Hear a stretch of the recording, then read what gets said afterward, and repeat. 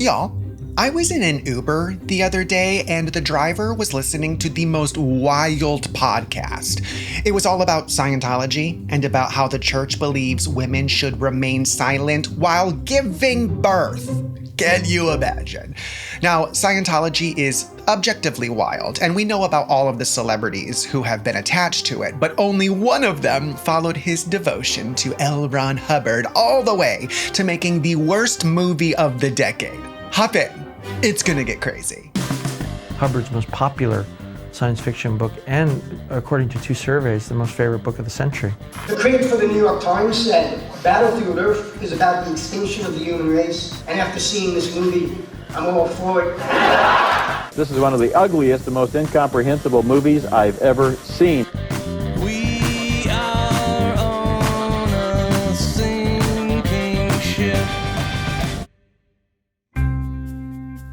From Wondery and At Will Media, this is The Big Flop, where we chronicle the greatest flubs, fails, and blunders of all time. I'm your host, Misha Brown, social media's superstar and your neighborhood thetan at your bestie Misha. And y'all, I'm so excited because on the show today, we have 2 absolutely hilarious creators and improvisers. You can hear them on the improvised Regency comedy podcast, Bitcherton. It's Cassie Willson and Katie Marovitch. Welcome to the show. Hello. Hello. We love that little sing-songy. So, okay, before we get into John Travolta and Scientology and this movie, I got a question. What is your favorite bad movie? Oh. I know immediately. Okay. Mine too. Wait, Katie, what's yours? No, you go first. Look, let's say them on 3. Okay. Okay. 1, 1, 2, 3. 3. The Room. Frankenhooker. So close. We almost said the same thing. We were so close. Yeah. What the heck even? Well, the movie that we'll be talking about today is Battlefield Earth, which is so bad even folks who like campy sci-fi steer clear of it. Definitely no midnight screenings of this, I don't think. But we can't have Battlefield Earth without 2 men. L. Ron Hubbard, the founder of Scientology, and the wickedly talented, forever iconic, John Travolta. Oh, Yes. wickedly talented. Perfect. Wickedly talented. I can't wait to find out their relationship to one another. This is all going to be brand new information to me. I'm excited. Love that. Yeah. Long before it was a film, Battlefield Earth was a super unhinged novel written by L. Ron Hubbard. But to understand why this book, which again is insane, resonated so deeply with John Travolta, we have to go back to the early days of his career. Born in 1954 in suburban New Jersey to a working class family, Travolta is built to be a dreamboat. Right? His father was a former football player, his mother a drama coach. I really thought you were going to say like ballet dancer or something. Maybe. Like the two, like, because that's really his vibe is like a little bit of, he's very Troy Bolton-esque in my mind. Or maybe I'm just associating Grease with High School Musical and my wires got crossed. No, I think it's a fair assessment. Cool. But as a young actor in the New York area, Travolta books a fair amount of auditions for local soaps and Broadway productions. Side note, I worked at a little non-equity regional theater in the middle of nowhere, Pennsylvania, when I first started my theater career. And their big claim to fame was that John Travolta had done summer stock there. Wow. Yeah. Huge if true. Huge if true. Huge shout out to that regional theater. That's a big deal. I would never stop talking about that. They didn't. And they didn't. Oh, no. But when he takes his career to the next level and moves to Los Angeles, he hits a wall. There, he's unknown. So he stops getting noticed and becomes really lonely. Honestly, relatable.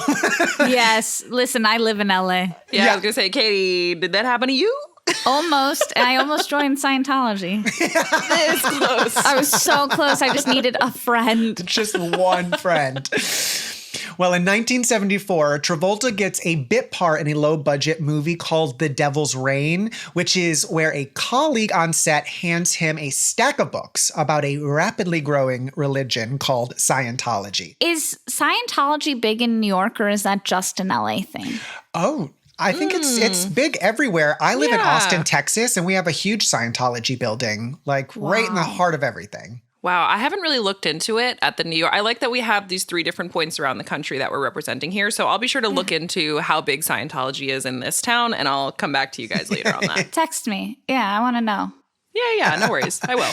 So yeah, I mean, within a year, Travolta becomes a convert and joins this Church of Scientology. I had no idea. That's crazy. You didn't Yeah. know that No, I didn't know. For me, it was always like him and Tom Cruise, right? Yeah. Oh, Well, yeah. I knew about Tom Cruise and who's the one from Mad Men, and also Elizabeth Moss. yeah. Those are the 2 big ones in my mind. I didn't know. Damn, this changes everything. I've got to take down my poster of John Travolta that's on the wall. You were obsessed with John Travolta. Yeah, put my cardboard cutout on the street. Oh, no. Man, what am I gonna do? How am I gonna decorate? I don't know. I'm sorry to tell you, the resale value on that's probably not very high. Plummeting. But, like, it's so weird because Scientology has been, like, in my orbit a lot recently. I was just in an Uber ride with someone who was listening to a podcast that I'm pretty sure was on Scientology because it was talking about how they view that birth needs to be absolutely silent, as in the woman's not allowed to utter a single word while giving birth, as to not transfer her trauma onto the baby. Horrible. No, I think that's actually a really good take. I'm a Scientologist. That is wild. Couldn't agree more. Yeah. Keep it down, ladies, The basic idea is that humans are immortal creatures called thetans who must clear themselves of negative influences and trauma so they can rediscover their true selves. Wow. There we go. Yeah. Okay. This is sounding really appealing to me. The more we talk, by the end of this pod, I'm going to be a convert. This is great. Little did you know that was my whole plan this whole Yeah. time. I'm a recruiter. Oh, no. Now, regardless of what's going on in Travolta's spiritual life, his public-facing life is skyrocketing. He makes a killing portraying a bunch of ditzy dreamboats, some redeemable like Danny Zuko and Grease, and some not so much like Billy Nolan, one of the teen villains in the classic horror flick Carrie. Forgot he was in I didn't know that. he was in that. Yeah. Jeez. I'm going to rewatch it. Same. Now, a lot of people know him as the handsome but dumb Vinnie Barbarino from the sitcom Welcome Back, Kotter. Oh, Yes, that's how I know him for sure. yeah, not what I thought you were going to say. 100%. I was nodding and then I stopped nodding really quick. I was like, don't know what that is, but okay. Yes, that's my main point of reference for John Travolta. Maybe you're thinking about his 70s disco leisure suit from Saturday Night Fever? That's what I thought you were going to say. Okay, There we go. Great. Yeah. Incidentally, he also plays a handsome dumb guy here, but this time he gets an Oscar nom. For Saturday Night Fever? Mm-hmm. Wow. I thought you were talking about Battlefield Earth, and I was like, there's no way. You did not do your research. He did win an award, but we'll get into which award that was. So, as Travolta's fame grows exponentially, so does the church's visibility. So it's like this ugly symbiotic relationship.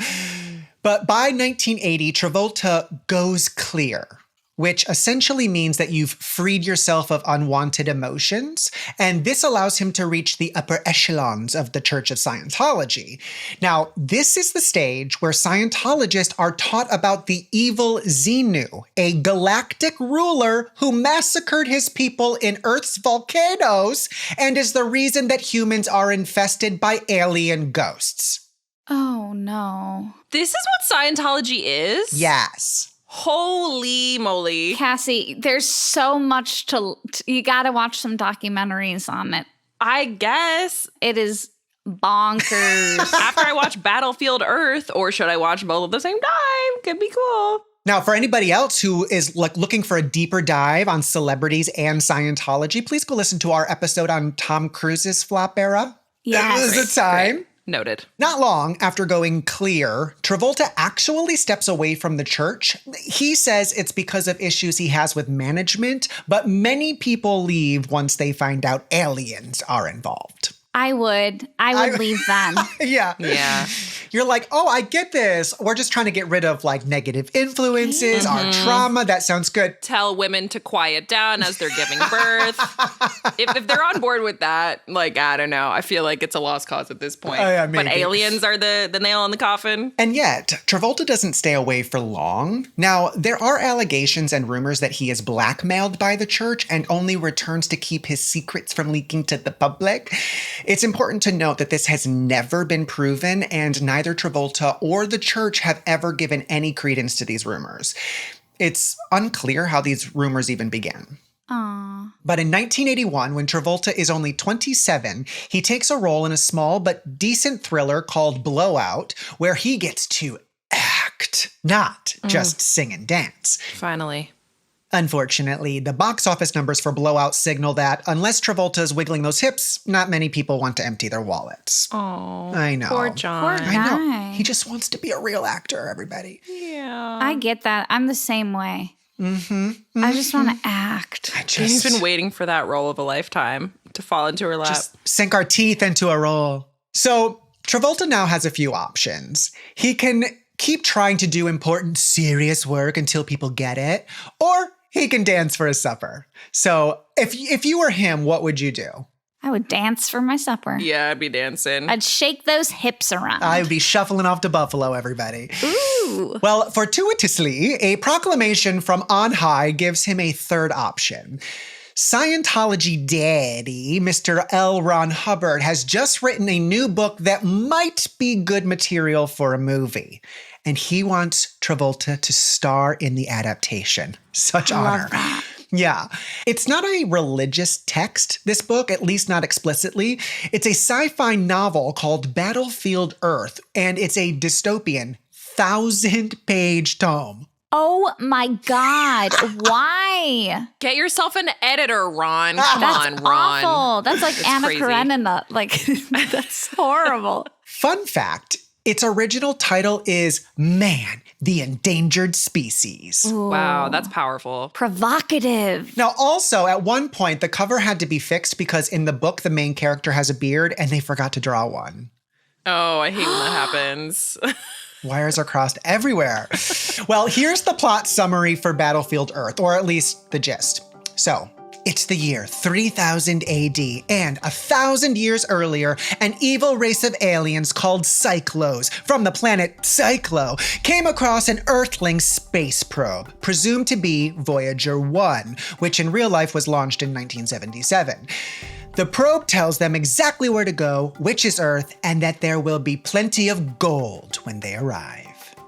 Totally. Like real gold or like that's a metaphor? Yeah, they're into gold. Okay, great. Well, I think it's in reference to the Voyager's golden record. Uh-huh. So there was this golden record which was taken up in space. Wait, The thing we all know about a lot. You're like, oh. what are you talking about? You're crazy. Well, the real golden record, which was taken up in space by the Voyager spacecraft in 1977, does contain useful information about the human race, like greetings in multiple languages, images of our solar system, samples of our DNA. Ooh. Hello, Oops. 23andMe. Yeah, literally. Yeah, so we're just hoping only good aliens will be able to decipher the messages, of course. But we'll see, I guess, someday. I bet they're all nice. Well, back to Battlefield Earth. Because the Cyclos are 9 feet tall and weigh 1,000 pounds, they easily overtake the humans. And centuries have now passed since their conquest, and the Cyclos have subjugated humans, feeding them raw rats and using them for labor. Yuck, I don't like that. No! I don't want that to happen to me. No. So the invaders are using the humans for labor to mine the gold they so crave. Also, humans have lost the ability to speak for some reason. Now, the few remaining human beings left on Earth, about 35,000, must fight for their freedom. Totally. That's it. Rebel Alliance, let's go. Now, Travolta considers the pros and cons of turning this thing into a movie. He knows that Star Trek and Star Wars are massively popular, and Battlefield Earth is Hubbard's first sci-fi book since his pre-Scientology heyday in the 1940s, so there is a chance a movie adaptation could be a hit. Now, there's even a heroic character in it called Johnny Goodboy Tyler. No way. Ooh. No way. Love that. That's gotta be a bit. Yeah. Katie Good Girl Marovitch. Yeah, he's a handsome man who the evil aliens underestimate. Until, of course, he leads the human rebellion and defeats them. How perfect. Oh my God, spoiler. Hello. Sorry, I didn't do an alert. Travolta knows the feeling. He's always being underestimated in Hollywood. And this role would require no singing, no dancing. He can show off his range, besties. Yes. So, all right, he's in. Travolta publicly proclaims that this will be one of the greatest science fiction films of all time. He was right. Oh. He was totally right. Yeah. Johnny. Yeah.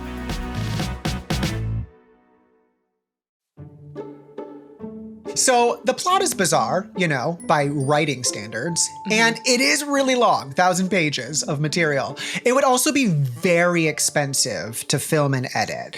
Now, the alien costumes, the stunts, special effects, all of that will require major studio support and financial backing. Now, Travolta, he's a big star by this point, but that doesn't mean it's an easy task, especially since his latest movie just bombed. Travolta must play his cards just right to get anything made at this point. So he retreats to his safe place, trying to build up more cash, and stars in a Saturday Night Fever sequel called Staying Alive, which is hilariously directed by Sylvester Stallone. Oh Wow. my God. Yeah. What? Yeah.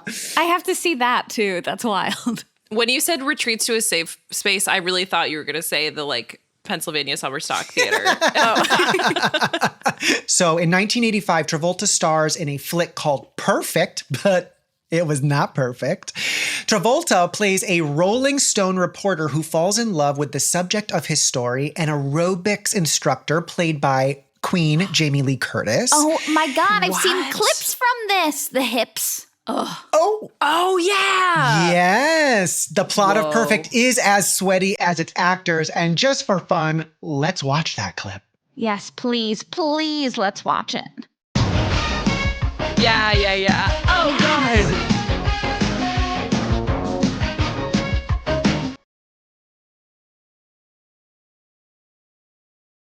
Oh, God. Oh my God, I love that. Why are they that sweaty for doing such small movements? If you're not that sweaty, you're not doing it right. Yeah. For some light thrusting, it's a very controlled movement. Oh, wow. Wow. Yeah. Can't imagine why that was a flop. That's crazy. So here's where Travolta is career-wise in the mid-'80s. He's had a string of hits. He's made a good movie that's bombed, a bad movie that's made money, and a couple of forgettable, horny flicks. Yeah, what a career. What a run. I know. Plus, he's in his 30s. And Okay, disgusting. Oh my God. If anyone over 30 is dead to me, so Yes, I seriously. don't associate. Thank God we're all 21 on this podcast. Am I right? I know. Woo. For sure. Riz.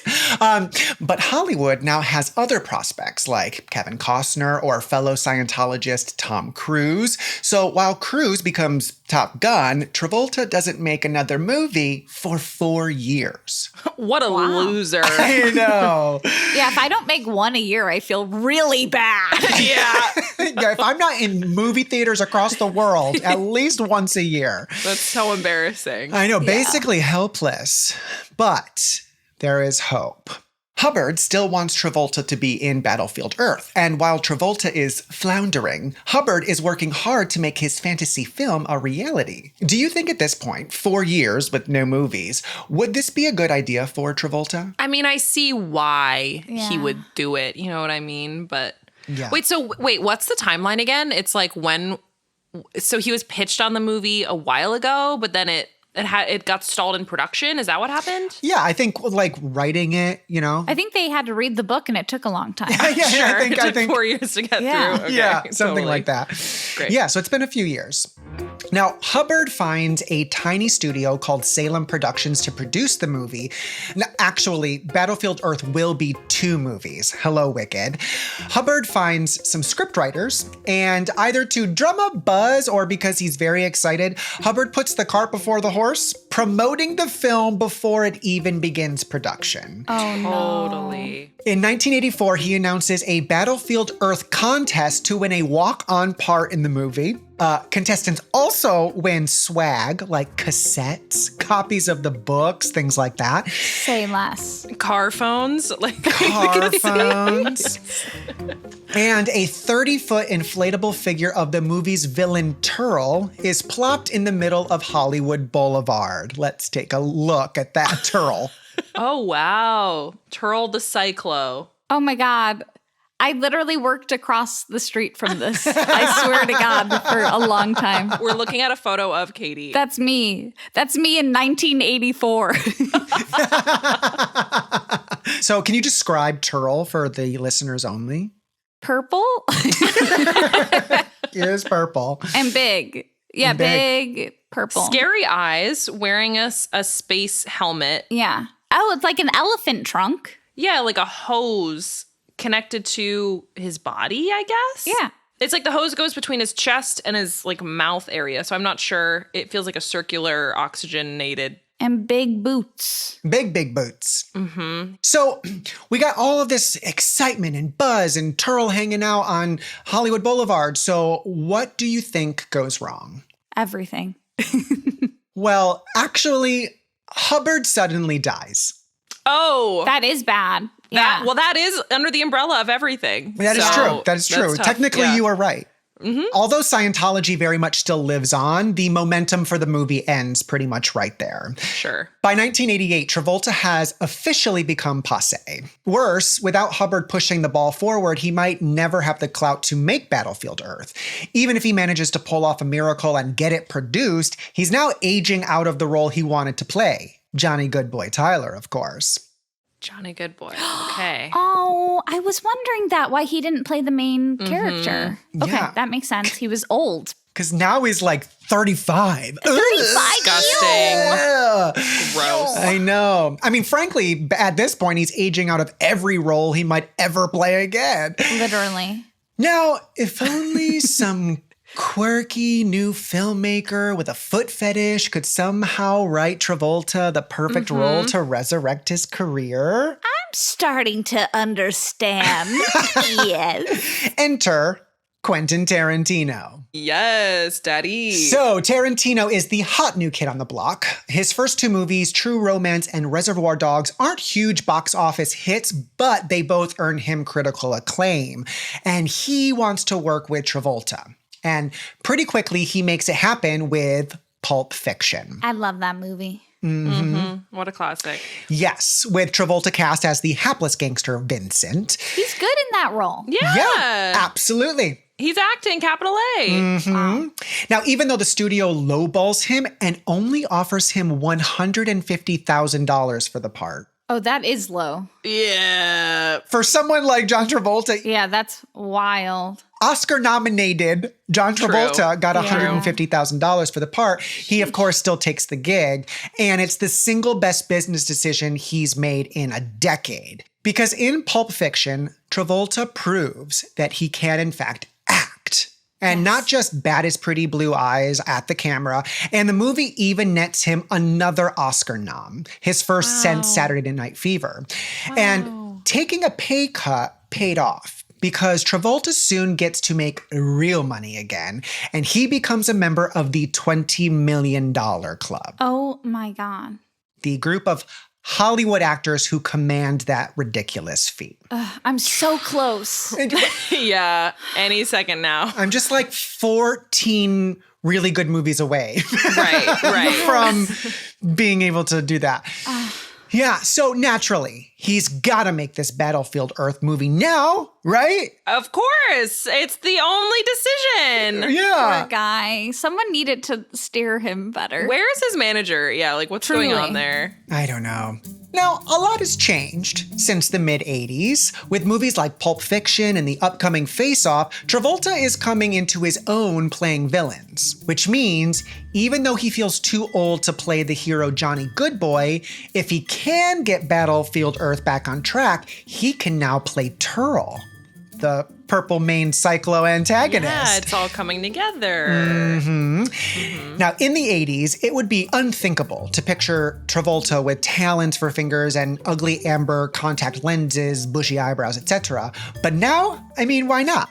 As Travolta tries to get this show on the road, there are countless things that go wrong. Issues with the writers, the studios, the budget, Hollywood. I mean, it was a nightmare on all fronts. But that's not necessarily out of the ordinary, right? Stuff goes wrong in development all of the time. But the one thing we do need to know is that somewhere along the way, when the film is stuck without a studio to back it, Travolta enlists the help of a guy named Eli Samea. I thought you were going to say Elon Musk, unfortunately. Elon Musk.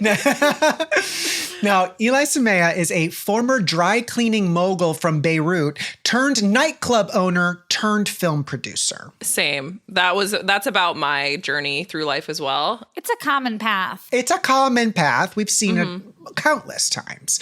Classic playbook. Now, in the early 90s, Samea runs the VIP room of a club he co-owns called The Roxbury. I've heard of that. Yes, it is the same Roxbury from the movie A Night at the Roxbury. Samea meets a lot of celebrities and makes all of their dreams come true. Let's Ooh, go. I want to go. Dream come true at the Roxbury. Love it. And then he starts franchise pictures. Samea, like many indie producers in Hollywood, makes really bad movies. A lot of straight-to-video flicks, a few geezer teasers, that sort of thing. Do I want to know what a geezer teaser is? Oh, it's just a term for a cheap movie starring past their prime action stars like Okay. Sylvester Stallone or Bruce Willis. Gotcha. Yes. So Samea calls Travolta's people and lays it on thick. He's going to make Travolta's dreams come true. Now, neither Travolta nor his manager know who the hell this guy is, naturally, but they do need a production company. And then they heard he's a dry cleaning mogul and they said, let's do it. But they did need a production company, and Samea actually has a pretty big connection. He and his partner have negotiated a deal with Warner Brothers to make big-named movies that will sell overseas. And they have a sweetheart funding deal with a German company called Entertainment, who will cover almost half of the financing costs. Side note, remember entertainment for later. This is what we in the podcast biz called signposting. Okay. I don't think I would ever forget entertainment. Entertainment. So Franchise Pictures does most of the heavy lifting, but Travolta is also a producer, and he throws in $5 million of his own money to beef up the casting budget. That's too much money. Don't do that. Oh my God. I know. No. But they get future Oscar winner Forrest Whitaker to play Turl's frenemy, Kerr. SAG Award nominee Barry Pepper from Saving Private Ryan will play Johnny Goodboy. And John Travolta's real-life wife, Kelly Preston, rounds out the cast as Turl's secretary and side piece. Wait, what's her name? Blur? Like, it's all like Turl and like Plural. There's Yeah. Turl, there's Kerr, there's Johnny Goodboy. Wait, All I know- she only had a second in the film. Yeah. So by the time filming starts, the script has gone through 10 rounds of revisions. That's including the ones from the 80s. And nobody knows what the movie will be like. The production is also top secret. The crew has to sign NDAs, and the Canadian military even lends production a military base to keep everything hush-hush. Okay. Remember the ties great. to Scientology. Yeah. Sure. I'm on board. I get it. Yeah. Now, security even walks the perimeter of a chain link fence, discouraging any snooping from the paparazzi. Keep out paparazzi. Yeah. Yeah. Ugh. So after many, many years of false starts, Travolta is finally in the process of bringing Battlefield Earth into the mortal world. Thank God. Now it's the future. It's the year 2000. Whoa. Yeah. Not quite as much of the future as is the case in the movie. However, here we are in the future. Here we are in the future. Post-production wraps. on Battlefield Earth Part 1, because remember, there is supposed to be a sequel, and promotion gets underway in the spring. After 18 years of diligent hard work, Travolta will have his dream project released in theaters in May, and he is thrilled. Okay? During his PR tour, he does have to frequently defend the movie. Travolta swears up and down like, no, this is not a Scientology project. And yes, this movie is based on Hubbard's book, but Travolta says it's his favorite sci-fi novel. That's why he's making the movie. It's not a Scientology recruitment film, guys. Yeah, no. It just happens to be written by the guy who founded the religion that I'm in, but it's not about Scientology. Separate from that, it's my favorite book. Uh-huh. Goodness. So in May, just before the movie is released, Travolta sits down with famed interviewer Charlie Rose to assure his fans that Battlefield Earth will be amazing. The episode airs on May 10th, 2000. This is also the same day that Battlefield Earth has its world premiere at Grauman's Chinese Theater in Los Angeles. Obviously, it's a star-studded event. Now, Travolta's buddy, Quentin Tarantino, is of course there, and according to people who have to watch the movie sitting near him, he cheers and chants the whole time. According to Travolta, George Lucas also quote-unquote flips over the film. And here's a clip from his interview with Rose where he elaborates. Said it was great. Yeah. Didn't have anything to do. Didn't say, look, John, this is not working. Go back to the edit room and turn it upside down. No, he loved it. He loved it. Yeah. And so did 300 of his employees, plus his kids. Yeah. So that was great. This is such a bizarre, lead up to the movie. Like, the movie's not even out yet, and you're doing this media tour being like, trust me, guys, it's gonna rock. Like, is this how movies used to be promoted? I feel like no. I don't think so. The bad ones would, though. Movies that they think are gonna flop often get more marketing. Now, Travolta seems really optimistic about how the movie turned out, or at least he claims to be. Here's what he says to Rose about the initial screenings. Phenomenal screenings. The cheering and stomping and clapping and laughing, because it's a very funny movie, too. It's a very comic villain that I play, but the overall reaction has been phenomenal. Yeah. Oh, bless them. The stomping and the clapping and the cheering. They were crying. They were throwing up. Delusional. They were giving birth silently. It was a whole thing. I wish I had that confidence. Yeah. I know. It's like, does he actually believe what he's saying, or is he just that good of an actor? Yeah, That's me plugging my stand-up shows in back rooms of Brooklyn. I'm like, guys, everyone's going to be stomping and crying and laughing. It's very comedic stuff. I hope so. Now, it makes sense that Travolta would try to sell the movie as best he could, no matter how it turned out. I mean, he has sunk his entire reputation, all of his industry goodwill, and millions of dollars of his own money. Now, spoiler, despite his friends George Lucas and Quentin Tarantino saying they love the movie, the rest of the world hate it. Yeah. What? Shocking information. I know. Now, we don't have eternity to dissect the plot, if it even exists. Basically, the man-animals learn to fly old fighter jets that are inexplicably still operational after 1,000 years, and they defeat John Travolta's Cyclo character Turl. Let's just do the greatest hits of why this movie sucks. Please. Starting with the costumes and makeup. Let's take a look at a photo. Oh, God. Yes. I still wasn't ready. Why do they look like that? The nose plugs. Yeah, the nose plugs, the big head. That's what they think aliens look like? Well, the nose plugs help them breathe because they can't breathe human air. Right. Okay, but what are they breathing? Exactly. Okay, great. Exactly. Yeah, totally. The Washington Post describes Cyclos as Bigfoot gone Rastafarian. Oh, yes. That is perfect. It is. That is. Yeah, perfect. No. According to Newsweek, they've got bulky prosthetics on that make their hands look like hobbits' feet, and their crotches are always bulging. What? That's part of it? That's part of it. Oh, God, his fingernails. This is so gross. Yeah. Now, the men, they might have bulging crotches, but the female Cyclos don't have bulging crotches, but they do have other bulging features. Can't wait. Okay, there it is. All right. Yeah. Ooh, I was not ready. Oh, God. That's right. For the listeners only, we're looking at a female cyclo with a really long tongue. It's like a foot long, and she's about to lick someone. Was that done in post, or was that that looks like very bad CGI to me, just from the screenshot? That's computer generated, so we can't blame it all on costume department. Gotcha. Yes, I will say there were so few women in this.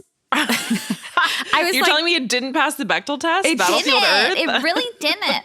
No, but it was kind of like by far almost everyone was white. It was this movie is not a good movie. Yeah, I mean it was 2000, so that all tracks. That tracks. It was a different time, people. It was a different time for sure. You could cast John Travolta as a scary white dude alien with dreadlocks. Like, that's just what they were doing back then. No. They were doing that a lot back then. Okay, yeah. Now, all the man animals, which is what these cyclos call humans, wear tattered rags and have long braided hair. Here's Barry Pepper as Johnny Goodboy. Okay, sexy. Yeah. Mm-hmm. Why are their nose plugged? Well, because then they're in the dome where the aliens can breathe, but the humans can't breathe. Right. Okay, right. Obviously. Let's just wear this cool little nose plug that has a long string like everyone's long hair. Okay, I'm getting the picture. Yeah. Yeah, it's giving Waterworld, but on land. It is giving Waterworld. You're so right. So next up, the cinematography. The film is famous for its Dutch angles, which is where the camera is tilted. Now, at the beginning of production, director Roger Christian decides the movie has to be filmed at an angle to make it feel more like a comic book. Oh, sure. That classic thing. Right. Yeah. You gotta do that. Yeah, he even almost fires a second unit cinematographer for not using Dutch angles. Roger also decides that every scene should end with a wipe. What? Every scene? Every scene. Wow. I can't wait to watch this movie. This is so exciting. Yeah. Now, look, our legal team has gone back and forth over how much we can show you of the movie, not because of fair use or anything like that, but because we don't want you two to sue us for traumatizing you. Yeah. Yes. But here's a sizzle reel. They must be able to fly. God. Man animals can't fly. No! Hungry, little fella? Dogs did prove to be more cooperative than the man animals. For some reason, they weren't as useful when it came to manual labor. You have been quite a challenge, Rat Brain. We've decided to keep you here for another 50 cycles. With endless options for renewal. With endless options for renewal. With endless options for renewal. They said rat brain. In this movie, all they said was rat brain and man animals. They said it like 1,000 times. Wow. Okay, the Dutch angles are really powerful. I do think that was the right choice. Yeah. Really powerful. It felt like reading a comic book. Yeah, it felt like reading in general. When they're about to drop the guy and then the man animal, and the other man animals go, no. Okay, sure. Why not?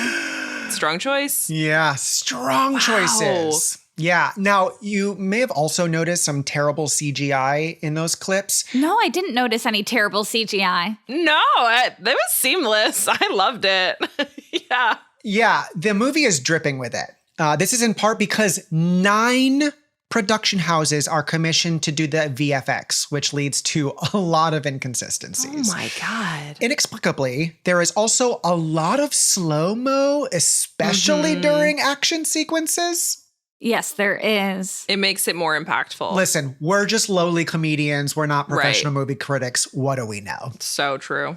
It felt like it was trying to be The Matrix at parts, but I don't know if did they come out at the same time? Yeah, what year was this? 2000. This was 2000. Wow. When was The Matrix? It came out in 1999. It just felt like certain scenes were just like fully stealing from it, but I don't know if that's true. So, we may not be movie critics, but what do we think they thought about Battlefield Earth? I think they I think they loved it. Everyone loved it. They were obsessed. Huge success. Wow. You're absolutely correct. And here's movie critic legend Roger Ebert and his co-host Richard Roper. There's just no joy in Battlefield Earth. This movie is not fun. I think, although I'm not sure, that the movie thinks the extreme stupidity of Turl is amusing. I mean, here's one of the leaders of a conquering race, and he doesn't even know what kind of food humans eat. Nothing's consistent in this story. Sometimes people are smart, sometimes they're stupid. But no matter which it is, it's always unpleasant to look at. This is one of the ugliest movies I've seen, and also the computer-generated effects. Just everything looks like it has a fungus growing on it. Truly awful, truly awful. Wow. Jeez, I called that movie ugly. Damn. One of the ugliest movies I've ever seen. Yikes. Jeez. If a really bad movie does have any charm, it's because it's like fun and campy and it's like so bad it's good. And then there are some movies that are just so bad that they're not good at all. Yeah. I agree. Absolutely. Well, with that kind of publicity, how do we think the movie does opening weekend? So well. Breaks records. Maybe. In which direction, though? Which We don't direction? know. Yeah, abysmally, despite being shown on over 3,300 screens, it makes only about $12 million. How much did it cost? $75 million. Oh, hate to see that. That's Yeah. a tough investment. Yeah. Return. And then there. also Travolta becomes a huge punchline. Oh, So there's, buddy. I know. Poor guy. In 2004, a lawsuit reveals that Samaya embezzled half of the film's budget, basically conning that German company Entertainment out of $31 million. Holy God. poop. Holy poop. Holy poop. Yeah. Holy turtle. Here's a question, though. Do you think if that $31 million had been spent on production, it would have saved Battlefield Earth? I'm not sure that was the problem. Yeah. I mean, they had 9 different VFX houses. They had millions of dollars. Like, ugh. Yeah. Well, in 2001, Battlefield Earth sweeps the Golden Raspberry Awards, winning Awesome. Worst Picture and Worst Actor for Travolta. Yeah. And so Travolta has to, once again, rebuild his career. And he never admits that Battlefield Earth is bad. Wow. Still to this day. Yeah. Has he seen it? Probably not. So let's do a little, where are they now? Please. At the 2010 Golden Raspberries, it won Worst Picture of the Decade. Wow. Yeah. On Rotten Tomatoes, Battlefield Earth's tomato meter score is currently 3%. Wow. That's high for that. Yikes. Yeah. Where's that 3 coming from? They earned that from. Who liked this? The planned sequel for Battlefield Earth obviously never was made. Until today. Surprise! We're making it! We're making Yes! it. Now, since Battlefield Earth, Travolta has had more ups and downs, personally and professionally. But no matter how many bad movies Travolta makes, we'll always forgive him. Yeah. Because we'll always have Battlefield Earth. Because we'll always have Battlefield Earth. And Hairspray. Hairspray. Oh, I forgot about Hairspray. Oh, How could you forget about no. Hairspray? Tracy Turnblad, the craziest role of all time for him. For Why him, yeah. did he do that? I don't know. So here on The Big Flop, we try to be positive people and end on a high. So are there any silver linings that you can think of that came about from Battlefield Earth? Oh, dozens come to mind immediately. Sure. One of them being this podcast episode. Thank you. It's good to learn for other filmmakers, learn from the mistakes. Yes. What right? not to That's do. So very good for that. It makes you appreciate other movies that use CGI well. Yes. There we go. That's a good one. There we go. I love that. I think it prepped John Travolta for all of the mockery of Adele Dazeem. Uh-huh. Yes. Yeah. Thick skin by that point. Thick skin you by gotta then. have thick skin. Yeah. I also think that plenty of people really do enjoy watching bad movies. And so they must be real happy that this exists. Totally. Yeah, for sure. Even though it's so ugly and not fun to look at. But I'm sure it's still a blast. Yeah. Well, now that you both know about Travolta's journey through Battlefield Earth, would you consider this a baby flop, a big flop, or a mega flop? Listen, if it won worst movie of the decade, I feel like that's a mega flop right there. I agree. Mega flop. Also, just that it took like 20 years and he really believed in it, and then it was so embarrassing. Yeah. Mega flop. Mega. Well, Thank you so much to our battle-hardened guest, Cassie Willson and Katie Marovitch, for joining us here on The Big Flop. And of course, thanks to all of you for listening and watching. If you're enjoying the show, please leave us a rating or a review or subscribe. We'll be back next week with another flop. Remember when content houses were all the rage? We're diving deep to see what all the hype was about. It's the TikTok content machine that was Hype House. Bye. Whoa, bye. Bye.